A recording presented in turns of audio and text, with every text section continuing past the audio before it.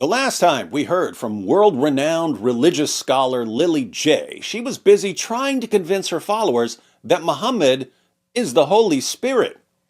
But she accidentally ended up proving that Jesus is the God of Muhammad. Fun times. But Lily wasn't finished.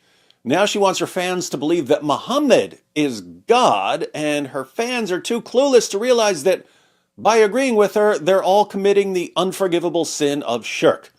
Let's watch Lily insist, not once, but twice, that Muhammad is God. She's asking ChatGPT about Bible verses that Muslims claim are prophecies about Muhammad. Here's what she comes up with. All right, ChatGPT, what's next? Deuteronomy 33:2. The Lord came from Sinai and dawned over them from Seir. He shone forth from Mount Paran. Deuteronomy 33, verse 2. Let's go ahead and read the verse before we get Lily J's powerful commentary. We'll start at verse 1. This is the blessing with which Moses, the man of God, blessed the people of Israel before his death. He said, "The Lord came from Sinai and dawned from Seir upon us. He shone forth from Mount Paran. He came from the 10,000s of holy ones with flaming fire at his right hand." So, this is near the end of the book of Deuteronomy. God used Moses to lead the children of Israel out of Egypt to the promised land. God said that Moses wouldn't be allowed to enter the land. He would die instead.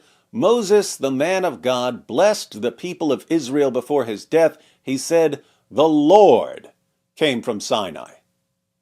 Who came from Sinai? The Lord. When you see Lord in all caps in the Bible, it's referring to Yahweh or Jehovah, the name of God. Some Bible translations keep the name, usually as Jehovah. For instance, the American Standard Version reads, "And this is the blessing wherewith Moses, the man of God, blessed the children of Israel before his death. And he said, Jehovah came from Sinai and rose from Seir unto them. He shined forth from Mount Paran, and he came from the 10,000s of holy ones. At his right hand was a fiery law for them." But most translations use Lord in all caps when the name of God is used in the Hebrew. So, who is the Lord in Deuteronomy 33:2, who came from Sinai, dawned from Seir, and shone forth from Mount Paran? This is God. Indisputable, right? It's obvious. Zero confusion. Now back to ChatGPT. Deuteronomy 33:2. The Lord came from Sinai and dawned over them from Seir. He shone forth from Mount Paran. Who's the verse about? God. But according to Lily J, it's about 3 human prophets. Who's first? The Lord came from Sinai. Okay, so we know that Prophet Moses got the 10 Commandments on Mount Sinai. Yes, Moses got the 10 Commandments from God at Mount Sinai. But that's not what Deuteronomy 33:2 is about. Deuteronomy 33:2 is about God leading the children of Israel from Egypt to the promised land. It's about the Lord. Dawned over Seir. Where's Seir? I just read into it. Where is Seir? Seir is the south of Jerusalem, and Jesus was in Jerusalem. Busted! Where is Seir? Lily J says she looked it up and learned that Seir is South Jerusalem. She says she looked into it. Where? Where did she look? Notice, for everything else she says, she gets ChatGPT to say it. And you can actually tell ChatGPT to give Islamic answers, which is what she normally does. And then she pretends that ChatGPT agrees with the dawah script. But here, she doesn't ask ChatGPT. She just says, Where's Seir? I just read into it. Where is Seir? Seir is the south of Jerusalem, and Jesus was in Jerusalem. Why not have ChatGPT answer? Because even after telling ChatGPT to give Islamic answers, she couldn't get it to say that Seir is South Jerusalem. ChatGPT wouldn't sink that low. Seir is not South Jerusalem. You could say that Seir is south of Jerusalem, as in way, way south of Jerusalem. Seir is in the area of the Edomites. There are two ways you could find this out. One, you could look at a Bible map. Here's Seir, way, way south of Jerusalem. Jerusalem is north of this entire map. Two, you could look up Seir in the Bible. Tons of references. You can go all the way back to Genesis and read in Genesis 32:3, and Jacob sent messengers before him to Esau his brother in the land of Seir, the country of Edom. There are 9 references to Seir in the book of Genesis. We know where it is, and it's a long way from Jerusalem. Speaking of Genesis, in 2 previous videos, I mentioned Artza boxes. These are boxes that ship straight from Israel. When AP and I were in Israel last year, we noticed that the shops in Jerusalem were empty, and AP, as selfish as he normally is, asked if there's any way to help. Several months went by and someone contacted us and said that Artza boxes are a way to help the local small businesses in Jerusalem and Nazareth and Bethlehem.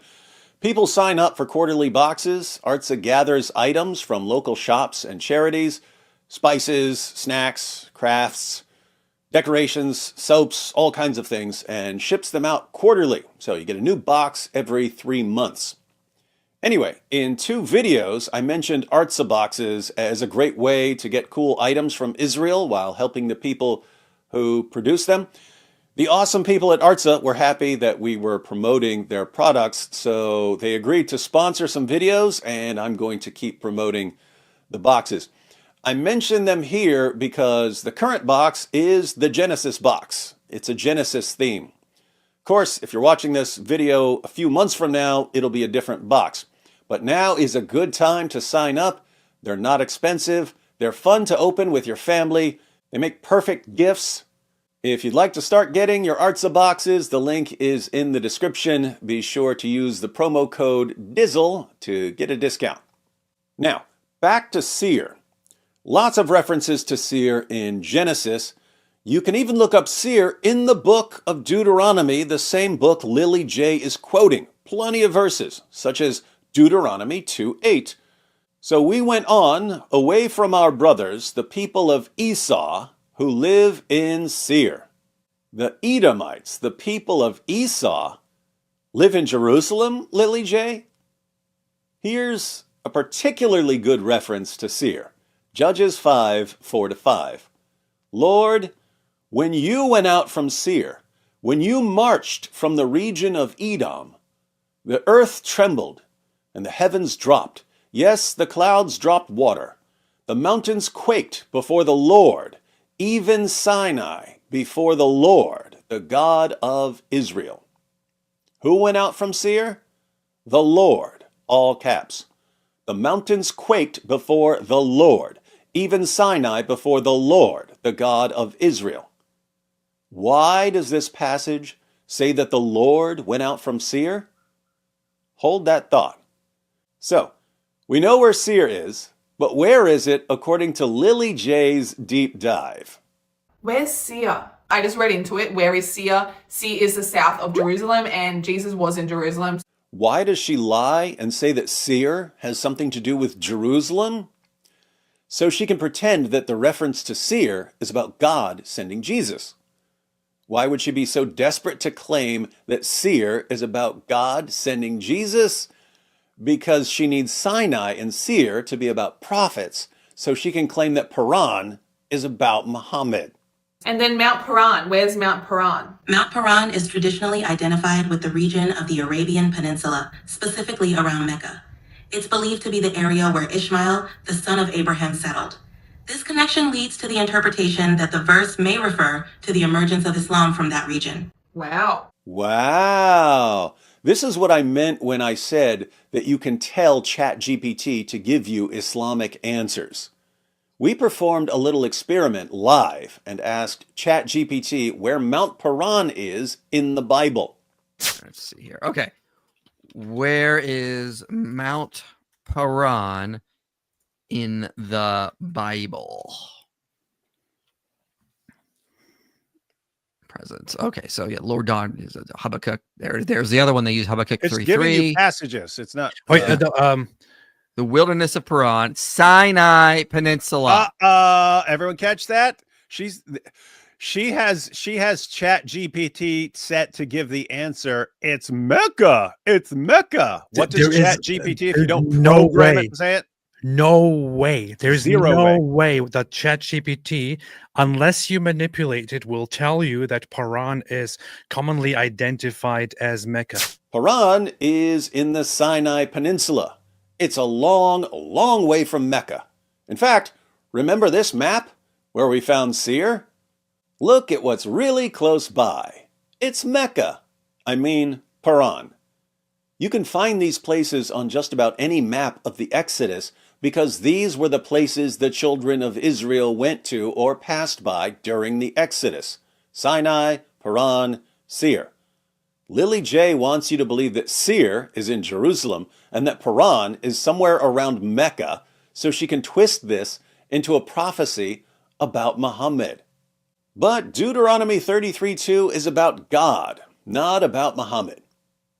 Why does the Bible say that God was in these places? Well, during the Exodus, God appeared to the children of Israel as a pillar of cloud by day and as a pillar of fire by night. As we read in Exodus 13, and the Lord went before them by day in a pillar of cloud to lead them along the way, and by night in a pillar of fire to give them light, that they might travel by day and by night. The pillar of cloud by day and the pillar of fire by night did not depart from before the people. When God would lead them from one place to another, the pillar of cloud or fire would move. As an example, here's Numbers 10:11-12. In the second year, in the second month, on the 20th day of the month, the cloud lifted from over the tabernacle of the testimony, and the people of Israel set out by stages from the wilderness of Sinai. And the cloud settled down in the wilderness of Paran. Oh, look, Sinai and Paran. It's as if this has absolutely nothing to do with Mecca or Muhammad. Now that we know the locations, and now that we know about God appearing to people, let's revisit Deuteronomy 33:2. The Lord came from Sinai and dawned from Seir upon us. He shone forth from Mount Paran. He came from the 10,000s of holy ones with flaming fire at his right hand. Is this about three prophets, Moses coming from Sinai, Jesus dawning from Seir, and Muhammad shining forth from Mount Paran? No, this is about the Lord. The only thing that could seriously be defended here is that this is about Jesus, since many Christians believe that appearances of God in the Old Testament were appearances of the pre-incarnate Christ.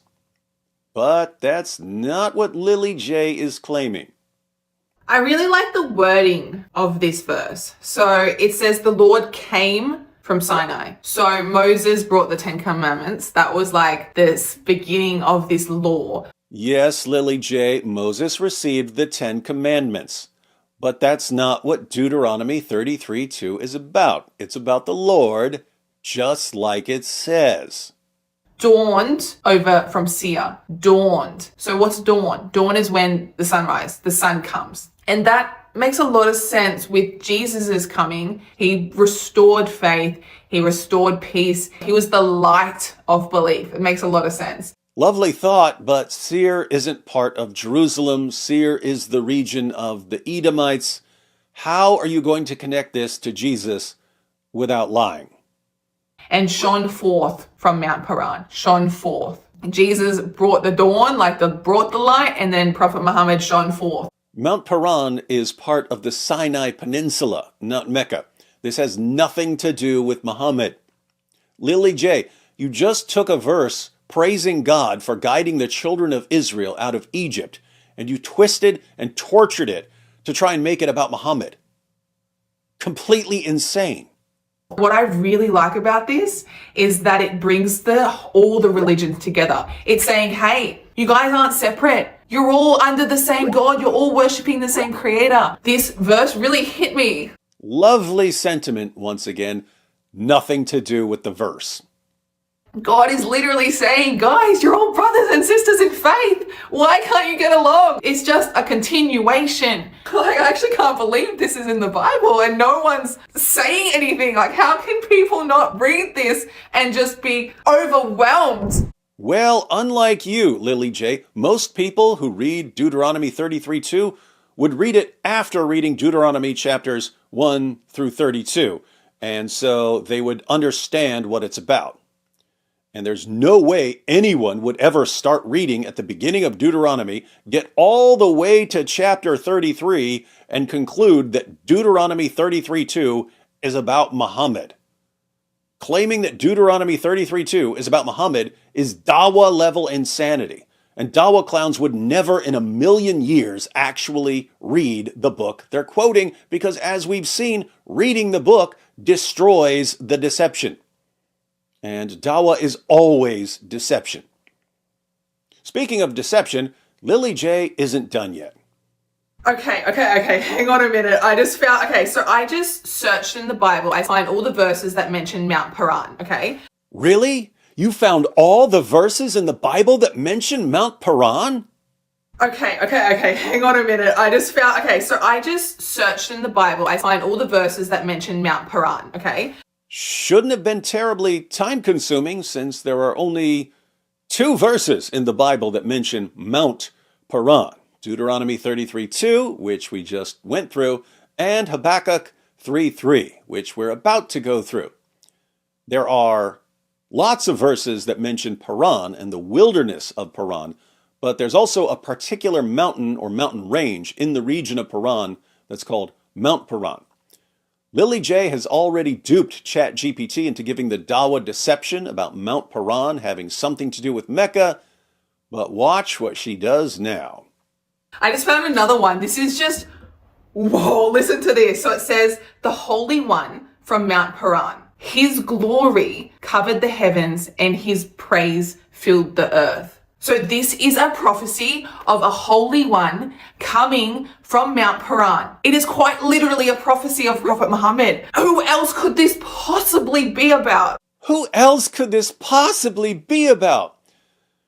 Well, let's see what Lily J deliberately cut out of the verse she quoted. Look at Lily J's version of the verse. The Holy One from Mount Paran. His glory covered the heavens, and his praise filled the earth. It's pretty strange that our Muslim friends insist that they don't deify or worship Muhammad when they claim that verses like this are about Muhammad. Muhammad's glory covered the heavens. But Lily J left out the beginning of the verse. Here's how she reads the Bible.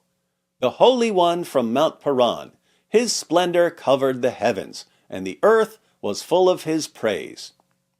What happens if we don't deceptively edit the verse?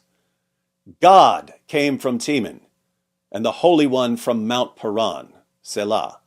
His splendor covered the heavens, and the earth was full of his praise. His brightness was like the light. Rays flashed from his hand, and there he veiled his power. Who is this about? God. Who is the Holy One? This is still talking about God. His splendor, his praise, his brightness, his hand, his power. Time for a crash course on the book of Habakkuk. It's only 3 short chapters.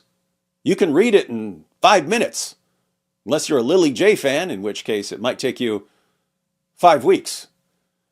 The book is about the prophet Habakkuk questioning God's justice. Why does God allow evil people to go on doing evil things instead of punishing them? God answers Habakkuk and says, no one's getting away with anything. God will punish evil people, but God has his own timeline.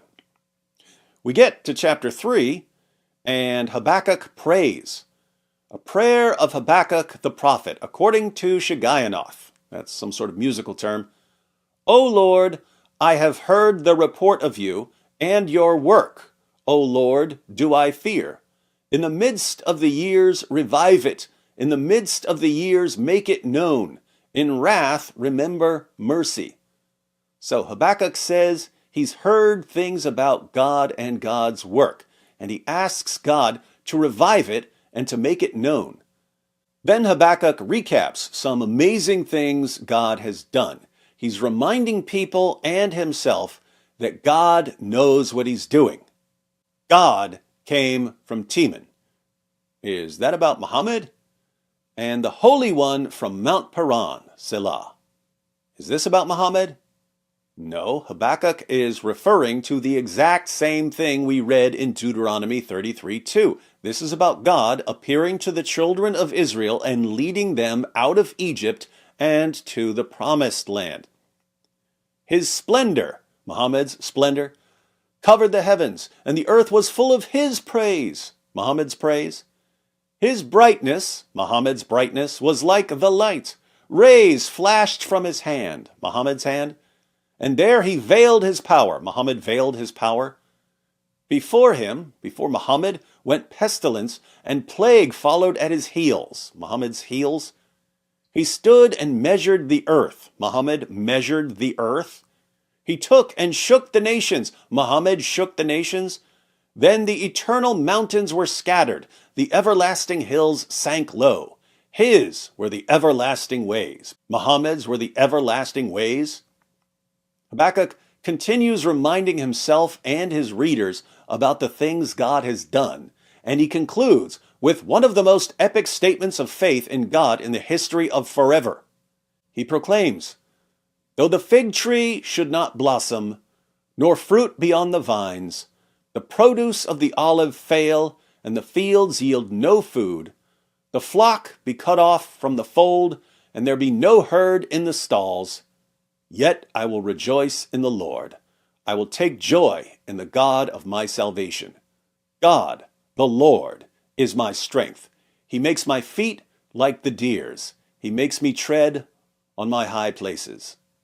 In other words, even when absolutely everything seems to be going horribly wrong, even if every source of food fails, I'm still going to trust God.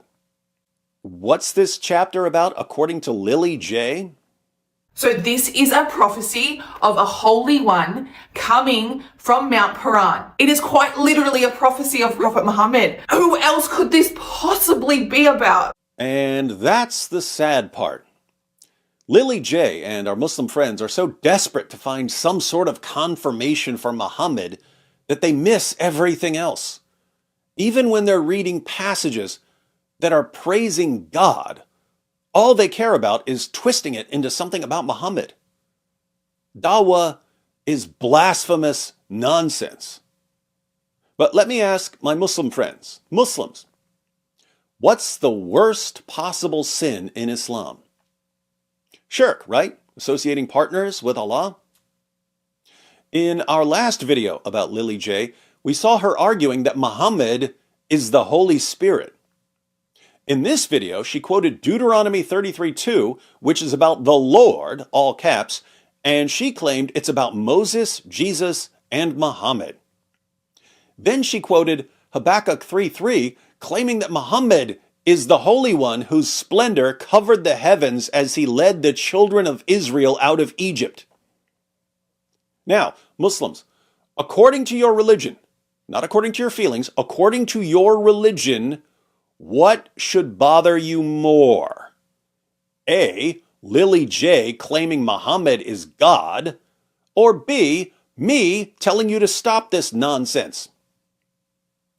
Which one of those things should bother you more, according to your religion?